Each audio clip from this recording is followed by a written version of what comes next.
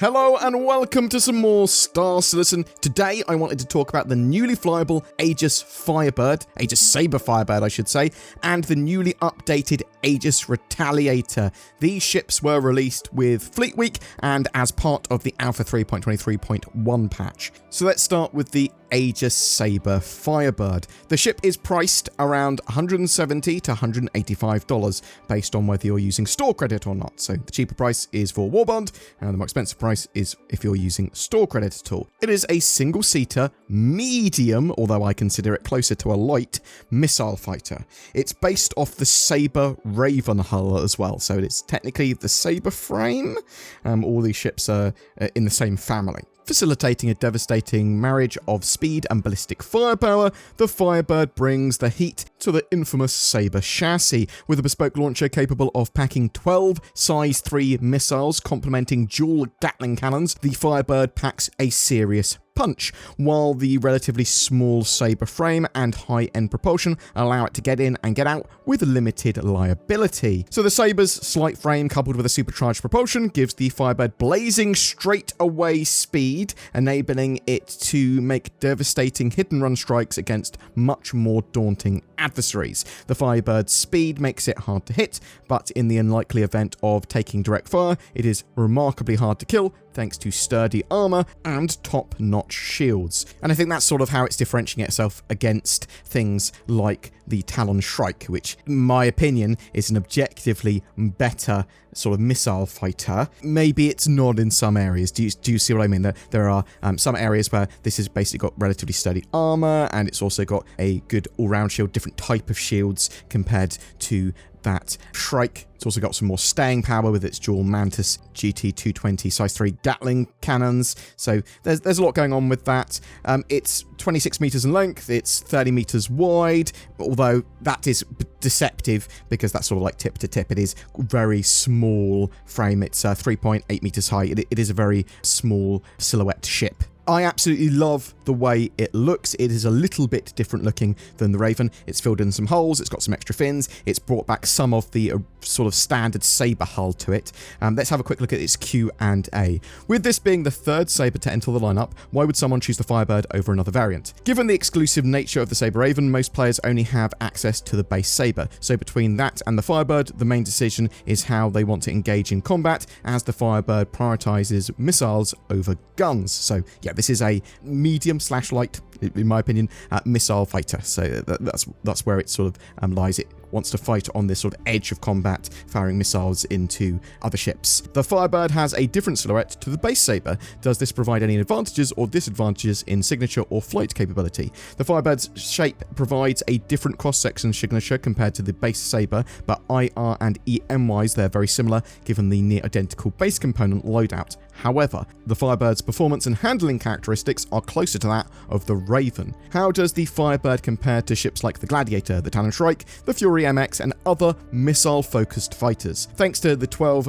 size 3 missiles, it sits firmly in the upper end of those ships in terms of total damage output. And while having an identical loadout to the Talon Shrike, the Firebird benefits from being able to fire more missiles in a single salvo. That's an interesting point there, because I actually thought for some reason that the Shrike was just objectively better, and I appear to have been corrected in my own video from reading the Q&A.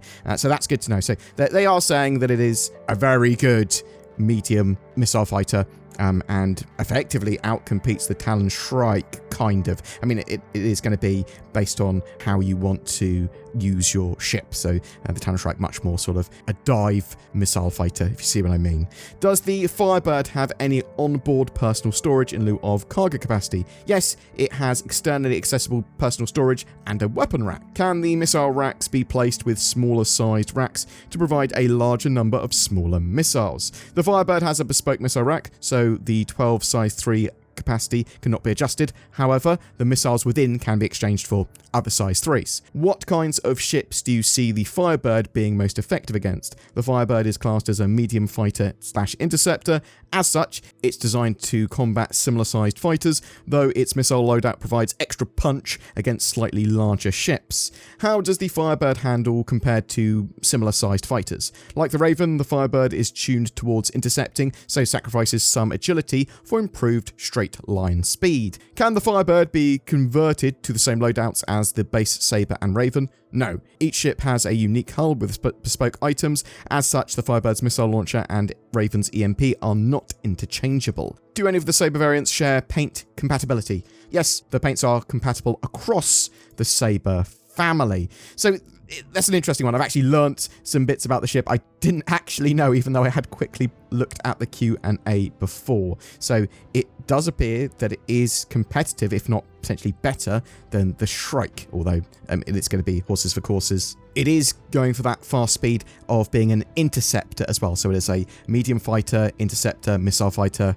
chasing targets down, getting into position quickly, that sort of stuff. It's strange as well that the Sabre, Sabre Raven, and Sabre Firebird are considered the same family, but they are very much different hulls with bespoke parts, but they are able to share paints between each other, new and old. I love the look of the Firebird. I am warming up slightly to it now, because now my head's going, well, maybe it's not just a worse version of the Shrike, which is great to know. Something else I did want to talk about is the Aegis Retaliator. No longer constrained by a single role, it's been brought up to gold standard, adding components and the fuse areas and just making the ship look a load better. It's ready for engineering gameplay, but they've also added modularity and its cargo pods now. So, it's humanity's most versatile weapons platform. One of humanity's most powerful warbirds, the Retaliator, is a fearsome weapons platform originally designed to strike and kill capital ships. A key portion of the UE Navy's power projection, the Retaliator squadrons have served with distinction against the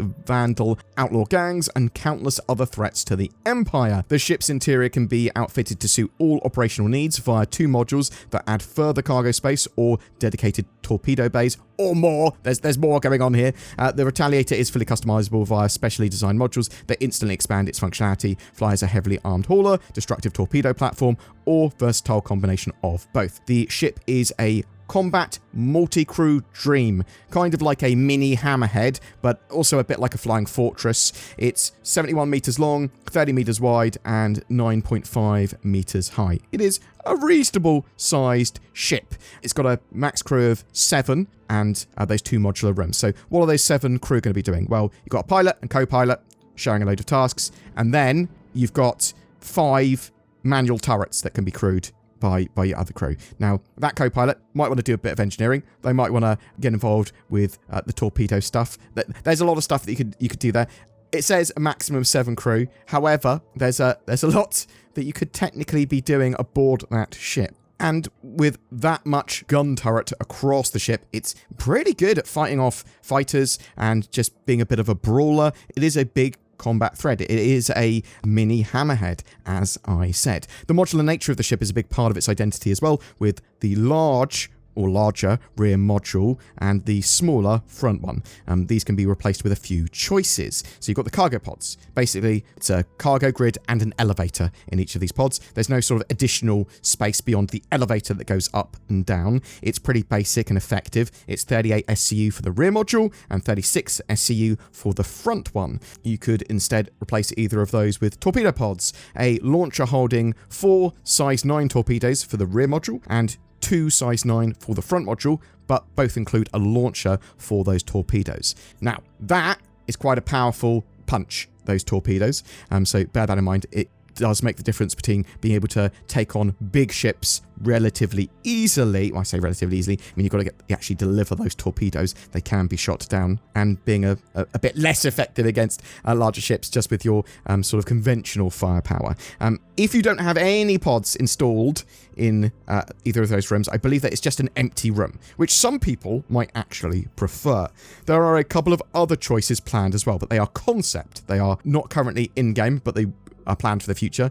This is a personnel module for the front and rear, basically a living area for some more comfortable longer term travel. There's a bigger version of that for the rear, obviously, smaller one for the front, and there's a rear only option for a dropship pod. So this has 12 jump seats for Marines, and originally was going to have a charging station for a Titan suit as well. Now, will this expand out its ability to life support for that many people? Because the maximum crew of the ship is 7, and I'm assuming it's got life support for 7 or around that. With an additional 12 jump seats, does this pod also come with better life support systems? Or is it fine? Or are you expected to wear your flight suits or something while going around? I'm just interested to know, because that is currently an unanswered question. Also, that dropship pod was originally supposed to have that charging station for a Titan suit as well, so a position for it to literally stay in the drop pod and charge up its power, and we'll have to see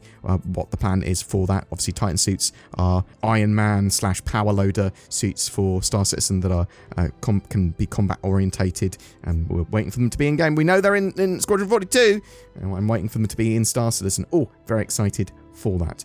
Now, some other stuff that you might want to know. Old pledges have been converted to the new system. So if you previously had a Retaliator bomber in your hangar, this is going to be converted to the Retaliator standard one, and then you'll also get one of each of the torpedo modules as part of that pledge. It's sort of listed as separate lines. So if you're not seeing that for any reason, reach out to Sport so they can investigate that. The Retaliator base now, the standard Retaliator with no modules in it, is now a $175 ship, and the modules are bolt-ons which you can buy separately. You will be able to buy all of that in-game. I have no idea how much that's going to be in-game, though, as individual modules, but you'll be able to switch them in and out. Interestingly, as well, you can buy, currently on the website, the base Retaliator. You can buy it outfitted for being a torpedo ship or a cargo ship now, and you can buy all of the modules and a Retaliator in a big package. And you can also buy the different modules separately, the cargo modules and the torpedo modules anyway. You cannot buy the personnel modules and the dropship module separately currently. So you can only get them in the mega pack. Just thought that was an interesting little tidbit. But as I said, you will be able to get all of that in-game in the future. I am thinking that the Retaliator, as it's been updated sort of gold standard, it looks a load better internally. I'm quite excited for it because I do think it's going to be getting that engineering gameplay with 4.0 as well. I'm not sure if all ships are getting engineering gameplay in 4.0, but I know a lot of them should be, or a good amount. And I really like Modularity. I really like the Retaliator. It is one of the ships that really excited me about Star Citizen when it first went into the game, and they talked about all these sort of modular options for it. And there are going to be missions for bounty hunting that you can use it for, but you can get it outfitted for doing loads of different types of mission and then switch the modules around as and when you need to. And there's going to be these sort of bombing run missions and all that sort of jazz as well. So this ship's going to be really, really useful for that, as is, I suppose, the Aegis Firebird for a lot of this stuff. But I'm really interested to know what you think. Are you going to be purchasing a Firebird or a Retaliator? And what configuration of Retaliator do you like the idea of, or modules do you like? Are these things that you're going to be getting in game when they're available? Because they will be available to buy in the game,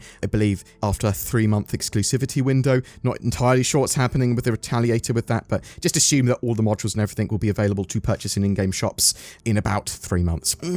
At some point in the 4.0 cycle, I would expect them to actually be added, thinking about it. I suppose we will have to wait and see. Something else that we can see is Beam, which gives you eye tracking using your webcam, and it's compatible with Star Citizen. It's on offer at the moment with 20% off using the code Star Citizen, but use the links below. It helps support the channel. It's a really useful product. It might make you go, well, actually, I want a Tobii eye tracker for more precise hardware, but this is a significantly cheaper alternative, though, or a more entry-level one, which is going to be more than suitable for a lot of people. Something else that's more than suitable for a lot of people, NordVPN, best done VPN that we've ever advertised on the channel. Go check it out, nordvpn.com/BoredGamer. You should get yourself some accessibility and privacy and security on the internet. Help protect yourselves. And if you've got any other questions or thoughts, whatever, chuck them down in the comments below. That all helps out the channel. Thank you so much.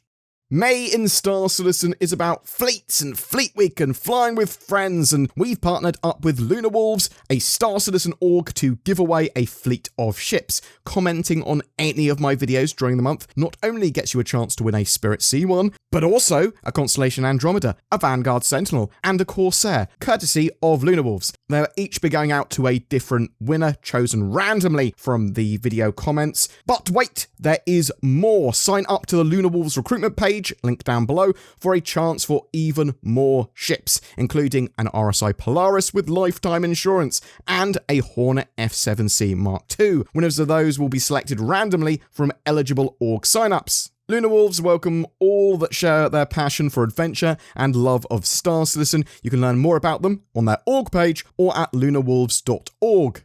If you would like to further support our channel, please like, subscribe, comment, share these videos. And if you'd like to go the extra mile, and I would love you to, please consider becoming a Patreon or clicking that join button under my videos. It goes a huge way in allowing us to make daily content and keep the channel going. You'll get some exclusive content from that as well. Anytime Zin and I can actually put it out, as well as help evolve the channel with polls and suggestions and that sort of stuff. Thank you so much for watching to the end, and have a great May. It's going to be a good one.